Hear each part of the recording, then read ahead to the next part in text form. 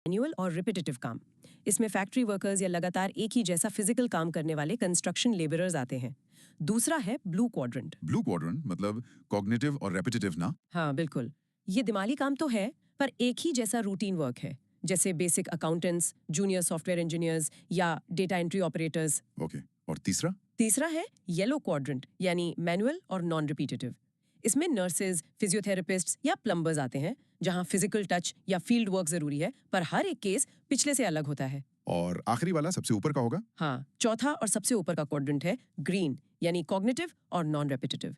ये सबसे ज्यादा क्रिएटिव और दिमागी काम है, जिसमें सीईओज, आर्किटेक्ट्स, ट्रायल लॉयर्स और आर्टिस्ट्स आते हैं। तो अगर हम इन चार क्वाड्रेंट्स को आबादी और दौलत के नजरिए से देखें तो मैथ्स बहुत अजीब रिजल्ट देता है।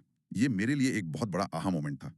अगर हम एक पिरामिड बनाएं तो पॉपुलेशन का पिरामिड नीचे से बहुत चौड़ा होता है। यानी दुनिया की सबसे ज्यादा आबादी रेड और ब्लू क्वाड्रेंट्स में काम करती है। सही बात है, फैक्ट्रीज में और डेस्क पर रूटीन काम करने वाले लोग।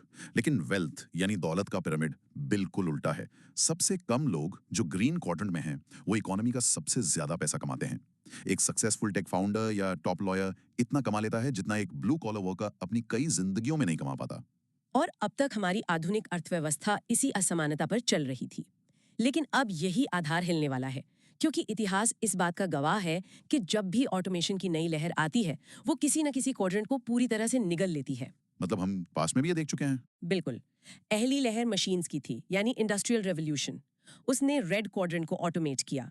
इंसान की फिजिकल मसल्स की जगह स्टीम इंजन्स और हॉर्स पावर ने ले ली। फिर आई दूसरी लहर, सॉफ्टवेयर की।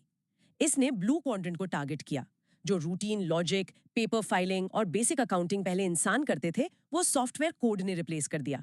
वेट, अगर हम इस पैटर्न को फॉलो करें तो तीसरी लहर किस क्वाड्रेंट की तरफ बढ़ रही है? सोर्स के हिसाब से आज जो हम एआई और टोकन्स की लहर देख रहे हैं, वो सीधा ग्रीन क्वाड्रेंट को खा रही है। और यही सबसे चौंकाने वाली बात है। एक समय था जब हम मानते थे कि क्रिएटिव काम तो हमेशा सेफ रहे हैं, पर आज एआई म्यूजिक कंपोज कर रहा है, लीगल कॉन्ट्रैक्ट्स ड्राफ्ट कर रहा है और यहाँ तक कि बार एग्जाम्स भी टॉप परसेंटाइल में पास कर रहा है। ये बहुत बड़ी बात है कि ह्यूमन इंटेलिजेंस और क्रिएटिव माइंड की जगह अब एक मशीन ले रही है। और सुनिए, चौथी लहर भी दूर नहीं है। ऐसे कहता है कि चौथी लहर रोबोट्स की होगी, जो येलो क्वाड्रेंट की तरफ बढ़ेगी। उदाहरण के तौर पर टोक्यो का हिन्ना होटल लगभग पूरी तरह रोबोट्स द्वारा चलाया जाता है और हॉस्पिटल्स में डाविंची सर्जिकल रोबोट्स बिना थके बेहद सटीक सर्जरी परफॉर्म कर रहे हैं। बाप रे, मतलब हर क्वाड्रेंट खतरे में है।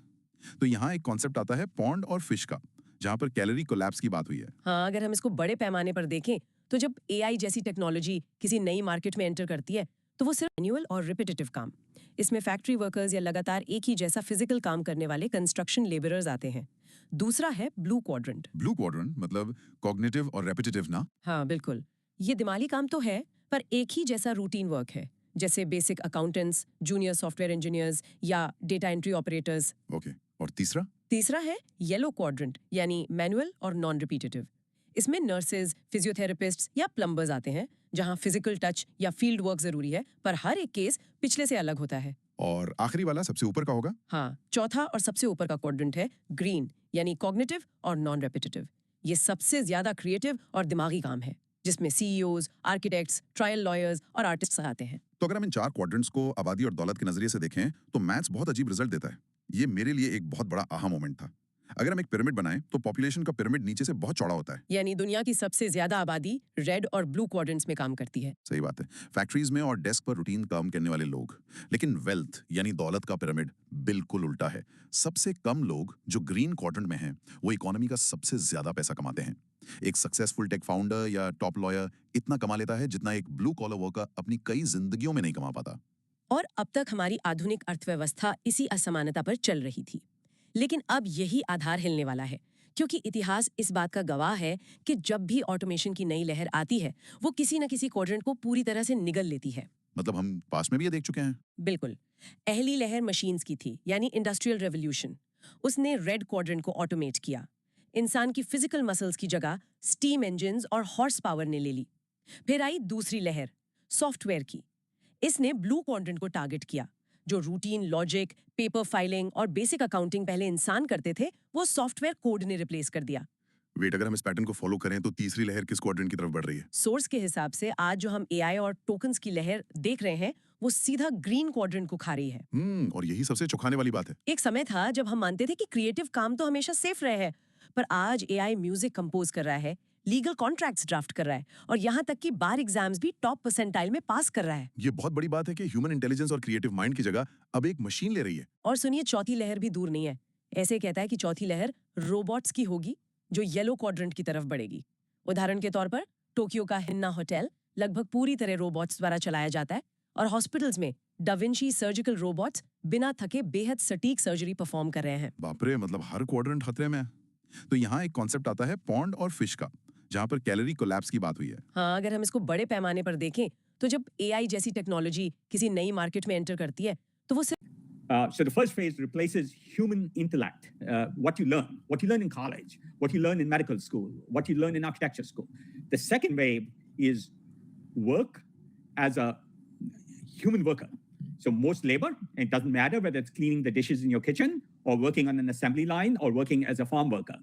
Robots will be doing those jobs, and I think they will take 5 years to mature. They're about 5 years behind intellectual work or thinking work. And so you'll start to see it pretty extensively in the next year or two. And by 2030, next 5 years, they'll be doing most manual work fairly well. Maybe not yet cardiac surgeries or brain surgery. That'll take an extra 10 years. But in the next 5 years, for most work, whether it's assembly line workers or home workers, you'll start to see AI do those jobs as robotics. Right. And then over time, it'll get better and better at precision, like a fine tailor stitching or a cardiac surgeon doing heart surgery. That'll take a little longer. Now, what I would say to you is in San Francisco, there's probably as many self-driving cars in the ride-hailing business. So there's more Waymos than Lyfts and Ubers in terms of ride capability. Not quite true today, but it'll be true by next year. Right. Today, Waymo driverless cars, which are robots, human robots, robots replacing the human driver, are pervasive in San Francisco. It's hard to not notice them. In fact, it's to the point where nobody notices them anymore because there's so many of them now. And if you haven't ridden on one, it's a magical experience. Feels much better than getting an Uber. So this will start to pervade. The question is, what impact does it have for the economy? The biggest impact will be jobs. Start to see that in the next few years. But because these things are so much easier to do and so much cheaper to do, robotic labor will cost $2 or $3 an hour, not $20 an hour. Right. And if labor is 10 times cheaper, if a doctor is 10 times cheaper or 100 times cheaper, if an accountant is 100 times cheaper, it has implications for the economy. So my bet is you will see reduced inflation and then going to huge deflationary economy by 2035 globally. Now,